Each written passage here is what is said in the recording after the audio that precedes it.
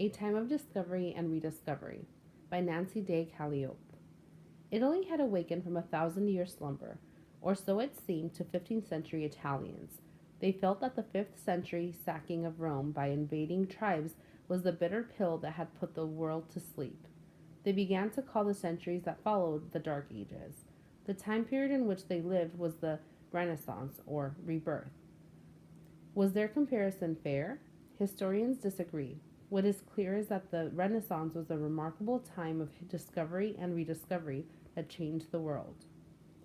In 1347, a merchant ship sailed from Crimea on the Black Sea to Sicily. On board were rats infested with fleas that carried a disease called the plague. Soon after, the plague swept through Italy and the rest of Europe. It killed more than one-third of the population. Cities shrank, production slowed, and prices dropped. Rather than give in to low grain prices, Italians switched to more profitable products such as wine, oil, and cheese.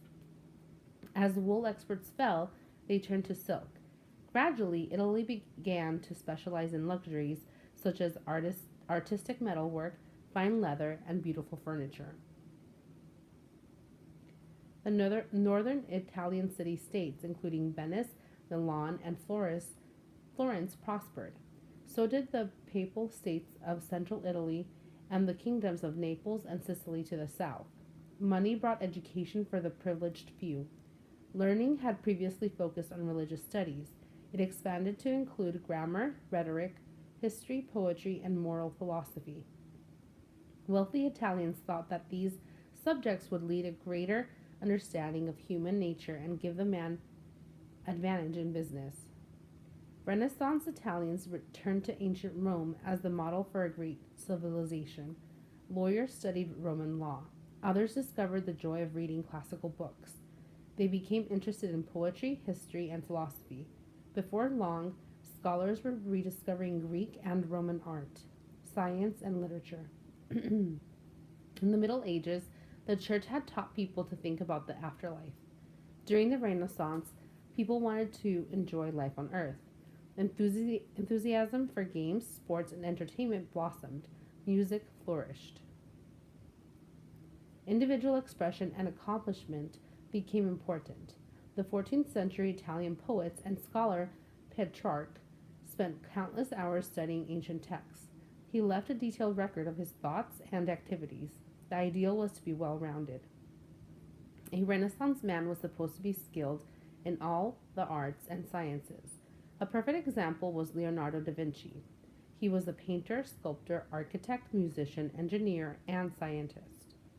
Interest in humanity brought realism to art. The great sculptor Donatello, while working on a particularly lifelike work, was heard saying to the stone, "Speak then, why will you not speak?" Painters drew every day people in natural settings, and faces that showed each individual's personality and emotions. Art stimulated interest in anatomy, mathematics, and even physics. Leonardo's famous flying machine, for example, was designed to make a decorative angel flap its wings when pulled through the streets during Carnival. Leonardo also studied anatomy by dissecting human bodies. This enabled him to draw detailed studies of human figures. The Renaissance achievement that had the greatest effect on the modern world was the printing press. It was invented by a German craftsman named Johannes Gutenberg around 1455. The press revolutionized education and standardized language. Before the printing press, books were reproduced by hand. As a result, few were readily available and they were very expensive. With the invention of printing, the number of books in circulation increased. The cost of a book decreased. As more and more people bought books, the ideas of the Renaissance spread quickly. Italy was located in the heart of the greatest trading area of the time. It became the center not only of trade but also of art, culture, and ideas. By the end of the 15th century, the Renaissance had spread to Germany. From there, it spread to France, England, and Spain. Not everyone experienced a Renaissance. Most women had few liberties. A 14th century merchant expressed the common attitude toward the female gender. If you have women in your house, keep them shut up. keep them shut up as much as possible and return home very often and keep them in fear and trembling. Laborers, servants, tradesmen, and apprentices also had little to say in the rules and that controlled their lives. In addition, they were poor and illiterate. As the decades passed, the artistic, cultural, scientific, and intellectual achievements of the period between 1350 and 1550 gradually affected all levels of society. For scholars, philosophers, and artists of the time, the Renaissance led Western civilization from the Middle Ages to modern times. Number 1. Which of the following best describes the way this text was organized? A. Cause and effect. B. Problem and solution. C. Main idea and details. D. Chronological order. Number 2. Read the sentences. Italy was located in the heart of the greatest trading area of the time. What is the meaning of the word heart as it is used in this sentence? A. An organ in the human body responsible for pumping blood. B. A shape.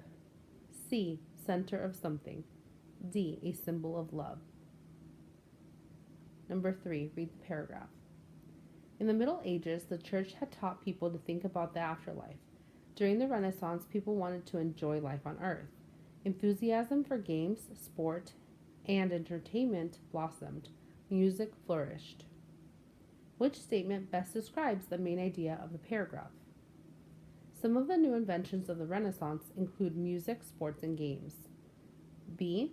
The church taught a different message in the Renaissance than it did during the Middle Ages. C. In the Renaissance, people lost interest in the church's teachings about the afterlife. D. Changing values led Renaissance people to seek out various ways to entertain themselves. Number 4, Part A. According to the article, why was Leonardo da Vinci a perfect example of a Renaissance man? A. He had a great enthusiasm for games and sports. B. He was skilled in all areas of the arts and sciences. C. He designed and built a famous flying machine. D. He wanted more people to study anatomy and science. Part B. Which detail from the article best supports the answer to Part A?